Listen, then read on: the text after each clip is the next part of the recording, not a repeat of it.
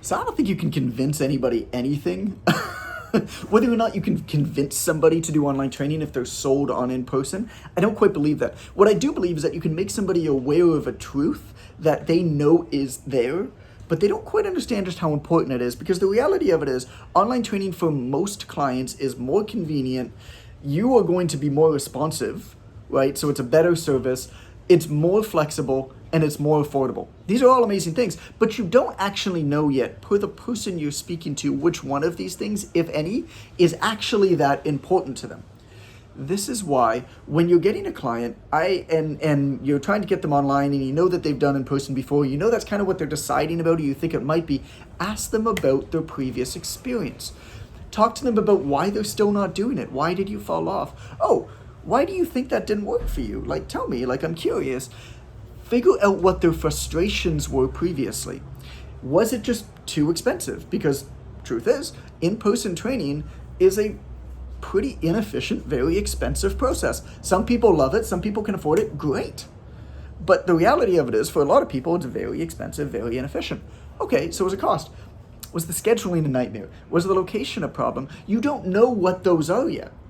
And so figure out first, ask the person about their previous experience, get in deep with them. And then once they actually tell you, one of the things that online training can solve, well, at that point, what you can talk about is how your online clients actually get more from you than your in-person clients ever could. And here's why. And then you actually talk about how online training solves their specific frustration for them. The other stuff kind of doesn't matter, right, for that person. And that's what's really, really important. The idea with online training is you're able to give a client what they need, when they need it, how they need it. As their life situation changes, you are able to change.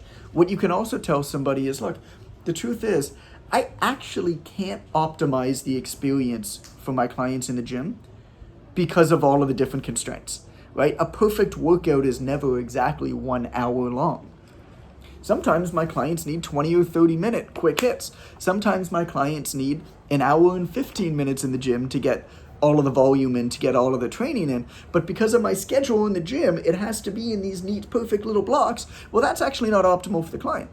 In addition, look, I don't want to put pressure on you. My job is to remove pressure from your life, not add more to it. Well, there's a lot of pressure for you having to show up at 6 p.m. exactly on the dot for your session and be ready and warmed up, isn't there, with everything else you got going on?